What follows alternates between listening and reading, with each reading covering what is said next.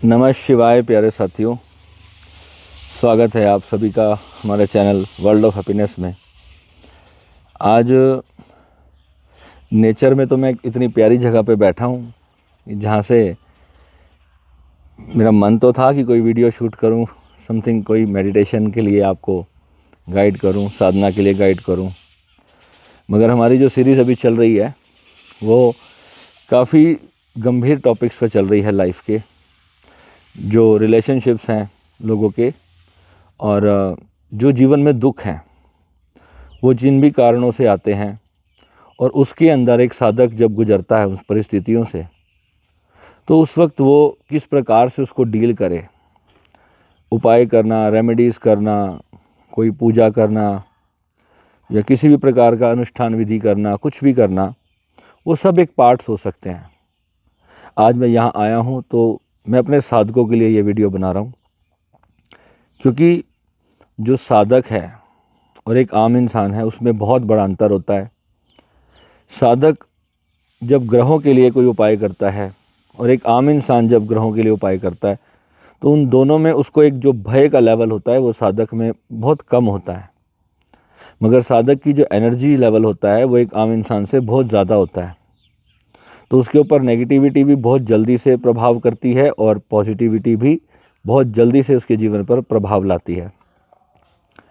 जब मैं आज शनि महाराज की बात करूंगा कि शनि भगवान, शनि देव, उन्हें देव ही क्यों कहा गया, जबकि वो सिर्फ दुख देने का कार्य करते हैं, ऐसी मान्यता है।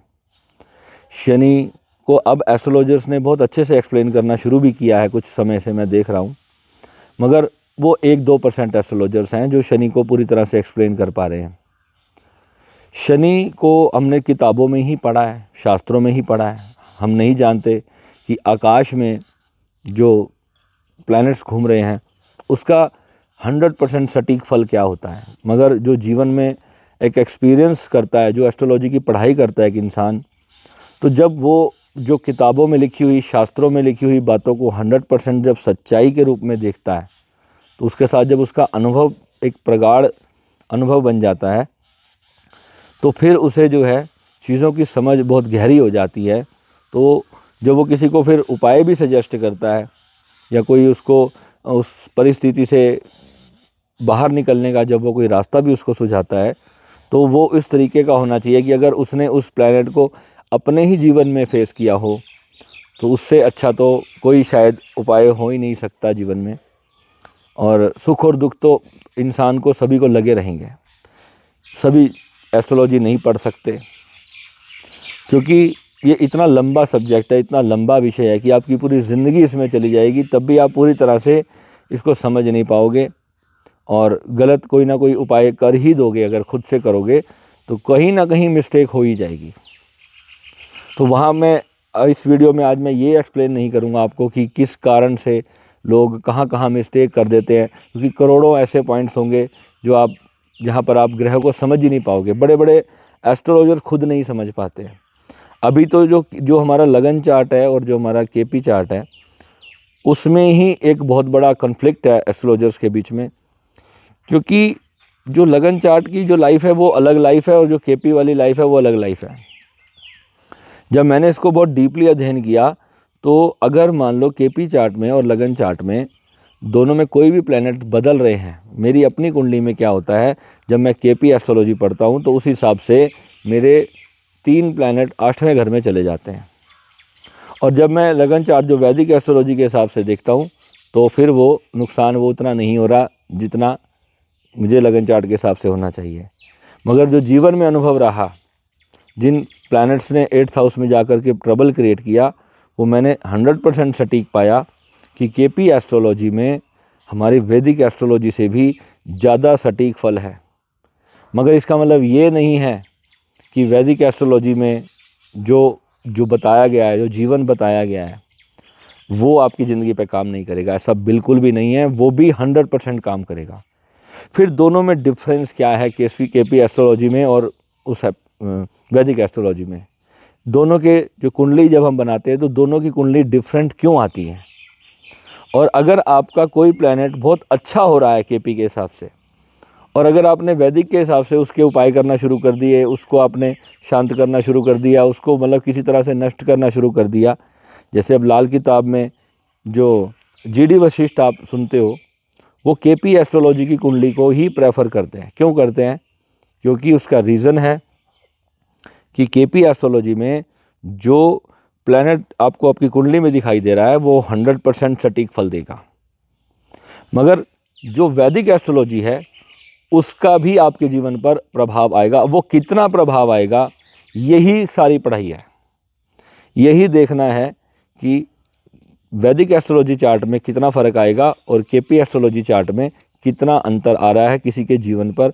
तो जब वो उसके जीवन, जब वो अपने देखेगा अपनी लाइफ में जहाँ तक कि मेरे को ये चीज़ें फेस हो रही हैं, तो उस हिसाब से फिर वो जो है अपनी लाइफ को उस हिसाब से आगे लेकर के जा सकता है।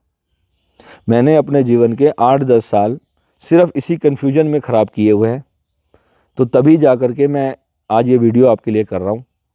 आपको ये चीज़ें समझनी है। मैं जब चार्ट देखता हूँ तो मेरे चार्ट देखने का तरीका बहुत अलग है। मैंने जो कहते हैं ना, जब इंसान को कोई दुख आता है, जब कोई तकलीफ़ आती है, तभी वो उसकी दवाई ढूंढने भागता है। लाल किताब कहती है कि 11वें घर में शनि बहुत पावरफुल होते हैं, शनि कोई नुकसान नहीं करते। लाल किताब इस बात को बड़ा बढ़ चढ़ के बोलती है। मगर आप बिलीव करना, एक आज से लगभग करीबन 15-16 साल पहले मुझे एक एस्ट्रोलॉजर मिले थे। वो लाल किताब के बहुत ही गहरे पहुँचे हुए एस्ट्रोलॉजर थे। उनकी जो प्रेडिक्शन होती थी ना, वो एकदम ब्रह्मास्त्र की तरह सही बैठती थी। कोई भी बात अगर उन्होंने कह दी कि ये काम नहीं होगा, तो इसका मतलब वो फिर नहीं होता था। और उन्होंने मेरे को कुछ चीज़ों के लिए बोल दिया था कि ये चीज़ें तेरे जीवन में है ही नहीं, तो इसके लिए एनर्जी ही मत लगाइयो, इसकी एनर्जी ताकत ही मत लगाइयो। तो मैंने उस दिन एक संकल्प लिया था कि मैं, जो ये एस्ट्रोलॉजर मुझे बता रहा है कि ये मेरे जीवन में है ही नहीं, तो मैं इसे करके रहूँगा और इसे मैं सिद्ध करूँगा। और बहुत ज़िद्दी बन करके मैंने संकल्प लिया और उन चीज़ों से मैंने फ़ाइट की, तरह तरह के उपाय किए, शायद लाखों रुपए बर्बाद कर दिए सिर्फ उस एक योग को ख़त्म करने के लिए। मगर वो योग, आज मैं 15 साल के बाद भी ये बात कह सकता हूँ, वो योग ख़त्म नहीं हुआ, क्योंकि वो 11वें घर का योग था। और लाल किताब भी इस बात को कहती है कि 11वें घर के प्लैनेट को आप थोड़ा सा कमज़ोर तो कर सकते हो, उसकी एनर्जी से आपको थोड़ा सा इतनी ताकत तो मिल जाएगी कि आप उस योग को हरा लोगे, मगर आप पूरी तरह से उसे नहीं हरा सकते। क्योंकि वो 11वां भाव और ये 5वां भाव जो है ना, ये हमारे पूर्व जन्मों का भाव है, पंचम भाव। तो अगर 11वें भाव में जो भी प्लैनेट बैठा है वो आपके पंचम भाव से संबंध रखता ही रखता है, क्योंकि उसकी सीधी दृष्टि वहाँ पर पड़ती है। तो इस हिसाब से मेरा कंक्लूजन ये है कि 11वें भाव और पंचम भाव का जो समसप्तक संयोग है, आपस में जो दृष्टि संबंध बनता है, तो वो जो है 100% काम भी करता है और वो चीज़ें हम अपनी लाइफ में देखते ही हैं होती हुई। तो शनि के बारे में आज मैं जो आपको चर्चा करने वाला हूँ, आपको ये चीज़ समझनी है। मैंने इतना 5-7 मिनट आपको इंट्रोडक्शन के लिए मैंने आपके इस वीडियो के लिए ले लिए, ताकि आप इस चीज़ को पहले तो समझो कि मैं ये वीडियो कर क्यों रहा हूँ। और शनि जो है, आपने हर जगह सुना होगा कि राहु जो है वो शनि के एजेंट है। एजेंट यानी कि शनि कर्म फलदाता है और राहु जो है, राहु के थ्रू, और वो जो काम आपके जीवन में राहु के थ्रू दिया जाता है, राहु और केतु के थ्रू। तो जितनी भी तकलीफ़ें राहु आपको देता है और शनि उसके पीछे छुपे हुए प्लैनेट के रूप में काम करते हैं। मगर आपको पता है कि कुंडली का सबसे हिडन प्लैनेट कौन सा है? कुंडली का जो सबसे चोर प्लैनेट मैं उसे बोलता हूँ, वो बुध है। बुध एक ऐसा प्लैनेट है जिसे आम लोग देखते ही नहीं। 90% आप में से लोगों को मैंने देखा है कि आप मुझसे पूछते हो, गुरुजी मेरा शनि ठीक है, मेरा राहु ठीक है, मेरा मंगल ठीक है, मेरा शुक्र ठीक है। शुक्र की सबको ज़्यादा टेंशन होती है, मगर बुध के बारे में कोई चर्चा नहीं करता। लाल किताब कहती है कि 9th हाउस का बुध अच्छा नहीं है। तो मैं कहता हूँ, अगर 9th हाउस का बुध हो, अगर उसका 80% असर ही 8वें भाव का आ रहा हो और उस पर अगर बृहस्पति की दृष्टि हो, तो वो बहुत अच्छा है, बहुत स्ट्रॉन्ग है। मगर फिर भी वो अपने 9th हाउस के रिजल्ट कहीं ना कहीं पर देता ही देता है। कहीं ना कहीं इंसान से, अगर मान लो बुध के ऊपर राहु की दृष्टि पड़ जाए, तो वो कौन दृष्टि दे रहा है, पीछे से उसका ऑर्डर कौन दे रहा है? पीछे से उसका ऑर्डर शनि दे रहे हैं, क्योंकि कर्म फल आपको दिया जाना है। जो पूर्व जन्मों में या इसी जन्म में आपने जो भी अच्छे बुरे कर्म किए, जाने अनजाने आपने किए, आपको पता भी नहीं चला कि आपने वो कर्म हो गए आपसे, और कोई हर्ट हो गया आपकी वजह से, तो जब वो कर्म आपको पे बैक करना पड़ेगा तो बड़ी तकलीफ़ के साथ हमें कई बार वो चीज़ चुकानी पड़ती है अपनी लाइफ के अंदर। और फिर हम लोग सोचते हैं कि हमारे साथ ऐसा क्यों होता है।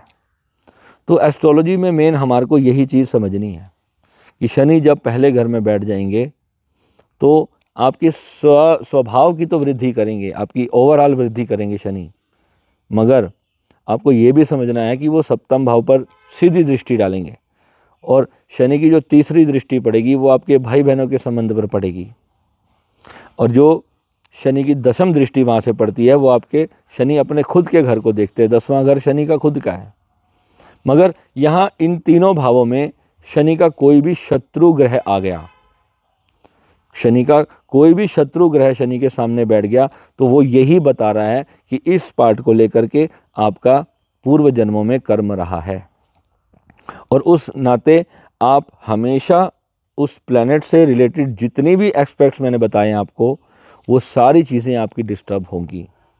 शनि की तीसरी दृष्टि सबसे ज़्यादा खतरनाक होती है, और 7वीं थोड़ी कम होती है, और 10वीं बहुत कम होती है। मगर शनि की दृष्टि, अगर शनि की डिग्री बहुत ज़्यादा स्ट्रॉन्ग है आपकी कुंडली में, मान लो शनि 12 से लेकर 18 के 20 के बीच में कहीं बैठा है, तो वो जो चीज़ होगी आपके साथ वो बहुत ज़्यादा आपको देखने को मिलेगी, वो चीज़ों का सुख आपको जीवन में मिलेगा ही नहीं। तो मैंने अपने वर्ल्ड ऑफ हैप्पीनेस के अंदर आपको एक एक्सेप्टेंस का भाव भी सिखाया, चीज़ों को लेकर के स्वीकार भाव को भी मैंने सिखाया। स्वीकार भाव कई बार परिस्थितियां सच में इतनी विपरीत होती हैं कि हम उसे एक्सेप्ट नहीं कर पा रहे होते, मगर स्वीकार भाव के बिना हम अपनी ज़िंदगी को चला ही नहीं सकते। भगवान बुद्ध ने कहा था, भगवान महावीर ने एक बात कही थी कि जो हो रहा है वो हो ही चुका है, जो हो रहा है वो हो ही चुका है। यानी कि जो ग्रह हैं वो एक निश्चित चाल पर चल रहे हैं, ग्रह एक निश्चित चाल पर चल रहे हैं, और उनका वो जो समय अवधि है, जो काल चक्र है, वो उसी हिसाब से चल रहा है, और उसी अनुरूप जो प्रकृति है वो अपनी कार्य कर रही है, और ब्रह्मांड आगे विस्तार करे जा रहा है। कितनी ही प्रकार की योनियां जो होंगी हमसे पहले नष्ट हो चुकी हैं, ख़त्म हो चुकी हैं, और कितनी ही अभी आप देखते हो रोज़ नष्ट हो रही हैं, और कितनी आगे और प्रजनन भी कर रही हैं, जन्म भी ले रही हैं, और नष्ट भी हो रही हैं। तो यानी कि जो जीवन है, हमने अपने जीवन को सिर्फ अपनी खुशियों की खोज में ही लगा दिया। हमने जीवन की खोज में समय नहीं दिया, हमने जीवन में आए क्यों थे इस पर ध्यान नहीं दिया। आपाधापी इतनी ज़्यादा है, इस आपाधापी में जो जीवन का परम सत्य था वही हमने चूक दिया, और वो जब हमें पता चलता है तो उसके पीछे जो सबसे बड़ा प्लैनेट होता है वो शनि होता है। और शनि जब आपको वो चीज़ का, उस चीज़ से, उस कर्मा से आपको कुछ सिखा देते हैं, शनि अगर आपकी कुंडली में अच्छे भी क्यों ना बैठे हों तब भी वो आपको मोक्ष का मार्ग सिखाते हैं। शनि आपसे कितनी भी प्रिय से प्रिय वस्तु क्यों ना छीन लें, शनि का जो एजेंडा मैं आपको बता रहा हूँ, शनि को इसलिए देव कहा गया। और भगवान ना करे किसी पर शनि की बुरी दृष्टि पड़े, किसी के जीवन पर, किसी के संतान पर, किसी के घर गृहस्थी पर, किसी के माता पिता पर, किसी के बच्चों पर ना ही पड़े तो अच्छी बात है, मगर ऐसा असंभव है, क्योंकि काल चक्र में शनि को 12 भावों में से एक स्थान दिया ही गया है, और वो स्थान उसका हमेशा रहेगा। और शनि 2.5 साल तक एक राशि में घूमते हैं, और 2.5 साल आगे और 2.5 साल पीछे की राशि पर भी प्रभाव रहता है। उसी को शनि की 7.5 कहते हैं। और जब 7.5 किसी के, अब मैं मान लो मैं मेष राशि का हूँ, अब मेष राशि तो मंगल है, शनि की शत्रु राशि है, तो अभी शनि महाराज का वेलकम करना है मुझे अगले 7.5 साल के लिए। तो कहने का भाव मेरा ये है कि जब भी हमारे जीवन में ऐसा समय आए तो हमने उस चुनौतियों को कैसे स्वीकार करना है। उस वक्त हमारे जीवन में कुछ भी अच्छा बुरा हो सकता है। शनि भगवान वैसे तो बहुत अच्छे हैं मेरी कुंडली में, और मगर कुछ चीज़ों के संबंध में उन्होंने मेरे को उन सुखों से वंचित रखा।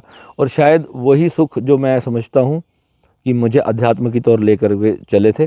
और ये मेरा पूरा अनुभव है इस चीज़ को लेकर के कि अगर वो भी सुख मुझे दे दिए जाते तो शायद मैंने कभी सेल्फ रियलाइजेशन के बारे में सोचा भी ना होता और मैं जीवन को इतनी गहराई से जान भी नहीं पाया होता। तो प्रिय से प्रिय वस्तु कई बार छीन लेते हैं शनिदेव, और उसका वो जो एक पेन होता है, जब आप उस पेन से आप निकलते हो तो आप उस चीज़ को लेकर के स्ट्रांग बन जाते हो टाइम के साथ साथ। जैसे कहते हैं ना कि धीरे धीरे तो सब्र आ ही जाता है इंसान को, चाहे वो कोई भी चीज़ हो। मगर सिर्फ सब्र करके फिर दोबारा वही गलती करना, फिर दोबारा वही गलती करना, फिर दोबारा वही गलती करना, ये कौन कराता है? ये जो प्लेनेट है ना, ये ही सीक्रेट प्लेनेट है, ये बुध है। अगर बुध कुंडली में अच्छा नहीं होगा तो यानी कि वो व्यक्ति बार बार धोखे खाएगा।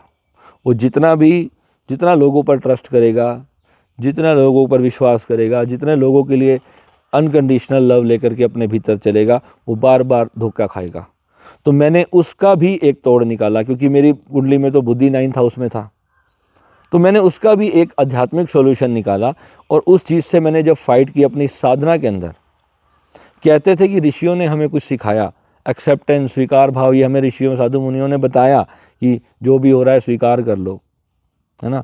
तो आप सच से आप अपने आप से पूछिए कि क्या जब कोई ऐसी दुख वाली कंडीशन होती है, क्या हम स्वीकार कर पाते हैं? अब जब हम उसके लिए कोई ख़राब एक्शन लेते हैं, कोई ख़राब एक्शन, मान लो किसी ने हमारे साथ बुरा किया, और बुरा करने के बाद एक तो हमने स्वीकार कर लिया, तो स्वीकार करना तो एक अच्छे बुद्ध की निशानी है कि हमने उस चीज़ को स्वीकार कर लिया। अब एक व्यक्ति नहीं कर पा रहा है स्वीकार, उसके पीछे कौन सा प्लैनेट है? उसके पीछे प्लैनेट होता है मंगल और राहु। जो मंगल और राहु होते हैं वो बदला लिए बिना कभी शांत नहीं होते। अब जिसकी कुंडली में शनि भी खराब, बुध भी खराब, मंगल भी खराब, राहु भी खराब, अब ऐसी परिस्थिति में एक जातक क्या करेगा? तो वो जाकर के उससे बदला लेने की कोशिश में उसका अहित करने के लिए कुछ एफर्ट लगाएगा। अब जब उसका अहित करेगा तो फिर और बुरी सज़ा में जाएगा, और बुरी ट्रबल में जाएगा। तो वो जो सज़ा होती है ना, वो प्रारब्ध की सज़ा होती है, जो पूर्व जन्मों से हमारे साथ चली आ रही होती है। तो यानी कि एक कर्मा, जैसे रक्त बीज है ना, वो एक उसकी बूंद गिरती थी तो और रक्त बीज पैदा होते थे। तो जब भगवती कुंडलिनी शक्ति हमारे भीतर जागृत हो जाती है ना, तब जाकर के एक साधक इस बात को समझता है कि ये जो भी मेरे जीवन, मेरे चारों तरफ घटनाएं मेरे घट रही हैं, ये सब मुझे कुछ सिखा रही हैं।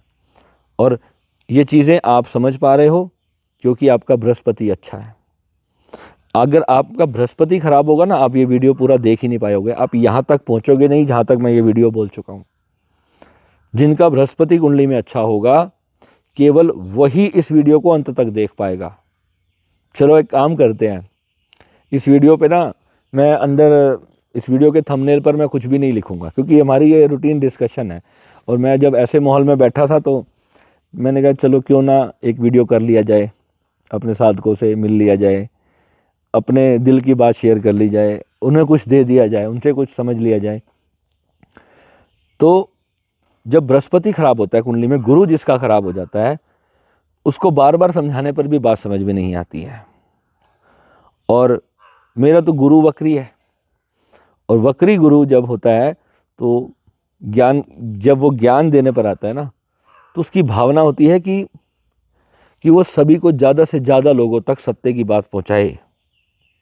और जब वो सत्य पहुंचाने के लिए एफर्ट करता है तो फिर धीरे धीरे जिनके बृहस्पति बहुत अच्छे होते हैं ना, वो मेरे जैसे लोगों के साथ जुड़ जाते हैं।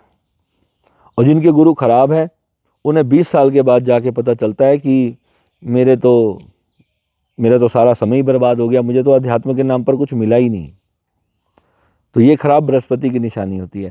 बृहस्पति कुंडली में जितना ही अच्छा होगा, मेरे तो भगवान की कृपा थी पिछले जन्म की, शायद कुछ अच्छा कर्म रह गया होगा, मेरे हाथ से कर दिया गया होगा, तो भगवान ने मुझे तो धनु लगन में जन्म दे दिया। और हर किसी को इतना सौभाग्य नहीं प्राप्त होता। अब जो लोग तुला लगन में जन्म लेते हैं या फिर वृष लगन में जन्म लेते हैं, तो उनकी जो जीवन शैली है वो भौतिकवाद की तरफ ज़्यादा रहती है। और जो लोग मीन राशि के जातक हैं या धनु लगन के जातक हैं, उनका ओवरऑल जीवन जो है वो स्पिरिचुअलिटी की तरफ चलता है, वो गुरु को अपने अंतर्धार करके चलते हैं। और अगर सौभाग्यवश मंगल शुभ हो जाए, सूर्य किसी का अच्छा हो जाए कुंडली में, तो सूर्य आत्मकारक है, सूर्य का मतलब है आत्मा।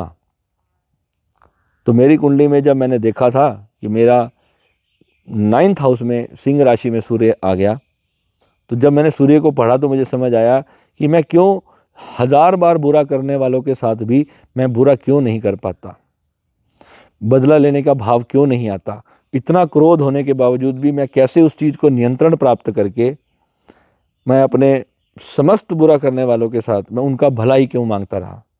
क्योंकि वो जो आत्मकारक प्लेनेट था ना वो बहुत अच्छा था। और जिसकी कुंडली में सूर्य भी खराब हो जाए तो ऐसे लोग फिर आप देखोगे वो जेलों में जितने लोग पड़े हैं ना, उनके सारे के सारे ग्रह खराब होते हैं, उनके लगभग सारे ग्रह खराब होते हैं। क्योंकि जेल में ही चला गया, अंधकार में ही चला गया, तो क्या उसे प्राप्त होगा? ना उसे शुक्र का सुख मिलेगा, ना उसे चंद्र माता का सुख मिलेगा, ना सूर्य पिता का सुख मिलेगा, ना उसे बृहस्पति का, उसके आध्यात्मिक कोई मन की शांति प्राप्त होगी।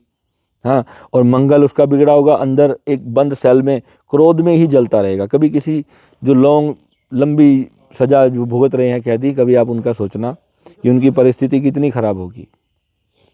लाल किताब में मंगल बध का जिक्र आता है कि मंगल जब बध होता है तो इस प्रकार के क्राइम हो जाते हैं गुस्से में।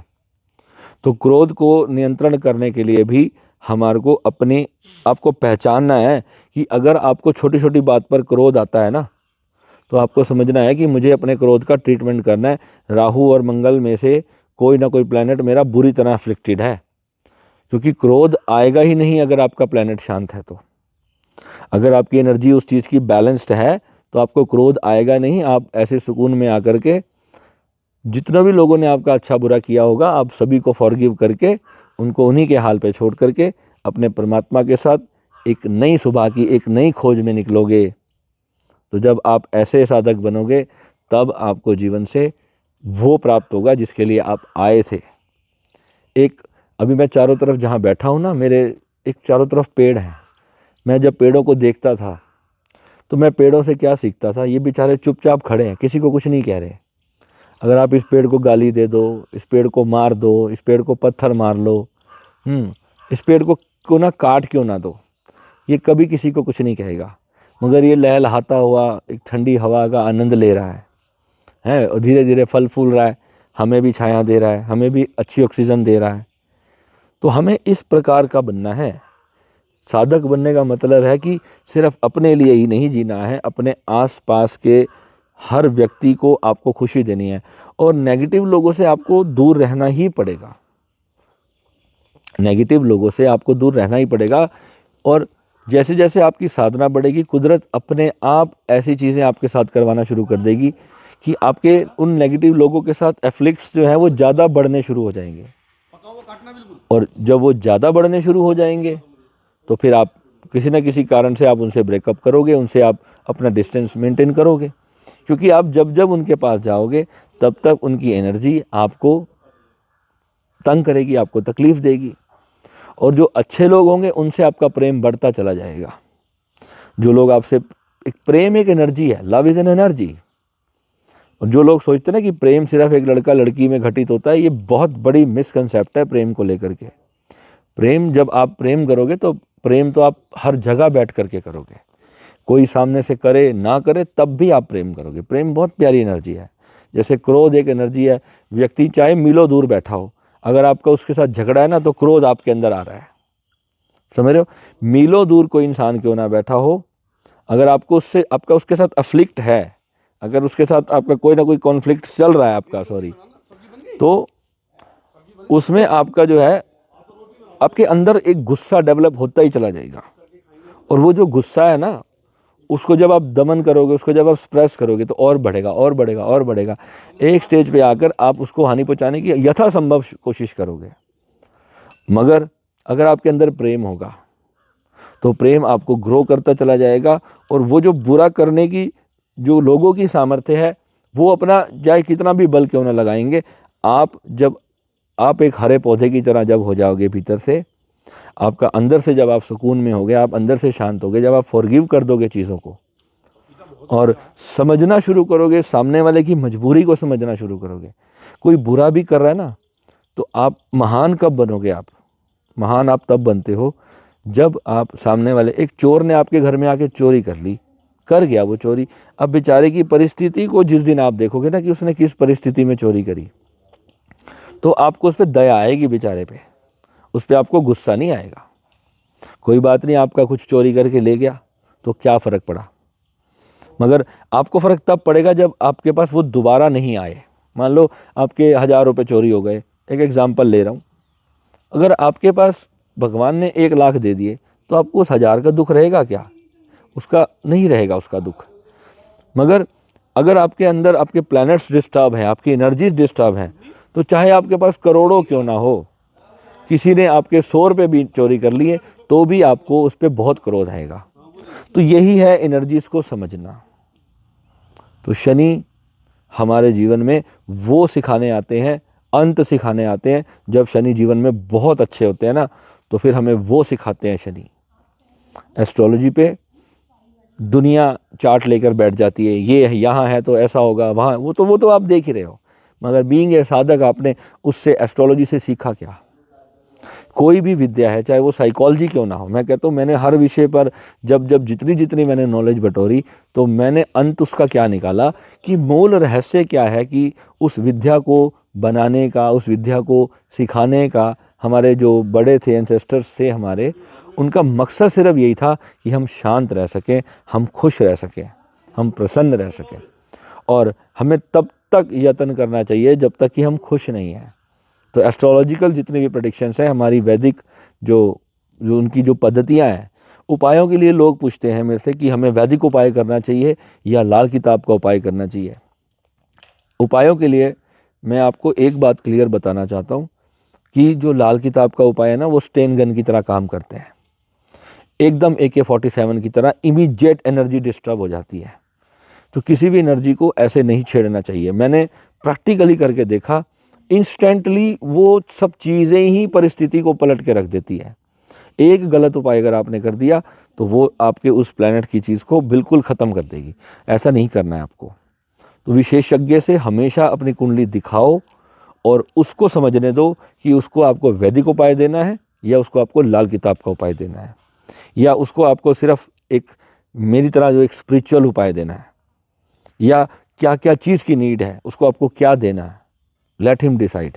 और अगर आपको उस एस्ट्रोलॉजर पे ही भरोसा नहीं है तो फिर अपनी एनर्जी वहाँ पर ख़राब नहीं करो, वहाँ पे फिर आप न्यू एस्ट्रोलॉजर सर्च करो। और अगर आपको एस्ट्रोलॉजर पे भरोसा है, अपने गुरु पर भरोसा है, आपको लगता है कि वो एक पर्सन नॉलेजेबल है, उसने जीवन में चोट भी खाई है और सीखा भी है, और वो उस चीज़ से उभर कर आज एक कामयाब व्यक्ति है, तभी वो आपको जीवन से कुछ दे सकता है। जो खुद कामयाब नहीं है वो आपको क्या सिखाएगा? जिसने खुद अपने ही दुख को दूर नहीं किया वो आपको क्या देगा? तो अच्छी बुरी परिस्थिति तो डॉक्टर के क्या, डॉक्टर बीमार नहीं होते क्या? सभी बीमार होते हैं।